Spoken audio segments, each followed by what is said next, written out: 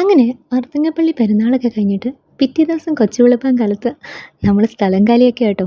ഇപ്പോഴും വണ്ടി പിടിച്ചാലേ 8 മണിക്ക് ഡ്യൂട്ടിക്ക് ജോയിൻ ചെയ്യാൻ പറ്റുള്ളൂ.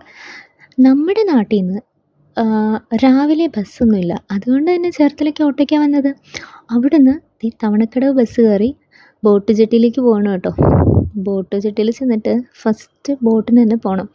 6 മണിയായിരുന്നു 6:10 എന്ന് ഞാൻ ഓർക്കുന്നില്ല. എന്തായാലും റോങ് ഇൻഫർമേഷൻ തരുന്നില്ല. ഈ മരങ്ങൾ കാണാൻ നല്ല ഭംഗിയില്ലേ? ഞാനിങ്ങനെ ചുമ്മാ നോക്കിയപ്പോൾ കണ്ടു കേട്ടോ. ഇവരൊക്കെ നേരം വെളുത്ത് വരുമ്പോൾ തന്നെ പണിക്ക് പോവുകയാണ്. സത്യം പറഞ്ഞാൽ നേരം വെളുക്കുന്നതിന് മുന്നേ നേരം വെളുക്കുന്നത് കാണാൻ വെയിറ്റ് ചെയ്യുന്ന ഒരു സുഖമുണ്ട്. അങ്ങനെ നമ്മൾ അവിടെ നിന്ന് ഓടി വൈക്കത്തെത്തി. വൈക്കത്തുനിന്ന് പാലാ ബസ് പിടിച്ച് പിന്നെ അതേ കിഴക്കൻ നാട്ടിലേക്ക്.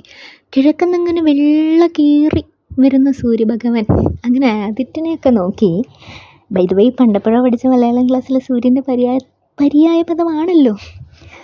ഇവിടെ കുറേ നല്ല വീടുകളും റബ്ബർ തോട്ടങ്ങളും ഉണ്ട് കേട്ടോ. കിഴക്ക് പിന്നെ റബ്ബർ തോട്ടം കണ്ടില്ലെങ്കിൽ പിന്നെ എന്ത് പാലയും കോട്ടയും അല്ലേ.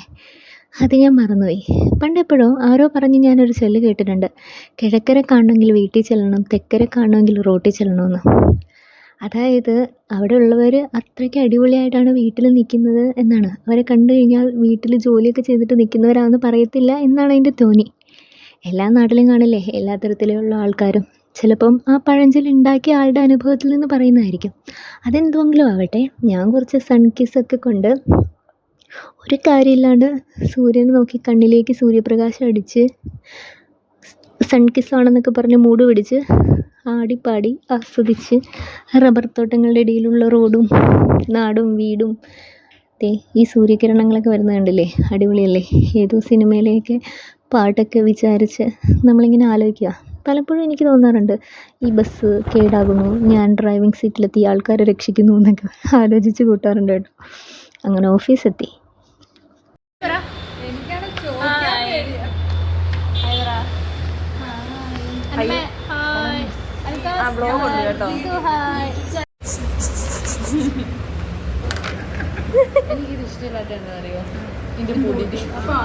ഇതുപോലെ നാളെ കിടത്തുന്ന ഭക്ഷണം ഇല്ലത് കടാൽക്കാരെ കണ്ടുപിടിക്കുക. എത്ര ഡീസന്റ് സ്റ്റാൻഡേർഡ് ആയിട്ട് ഭക്ഷണം എടി. അത് പൊളിച്ചു കഴിഞ്ഞാൽ പിന്നെ അതിനകത്ത് സവോള മുട്ട മാത്രമേ കാണുകയുള്ളൂ.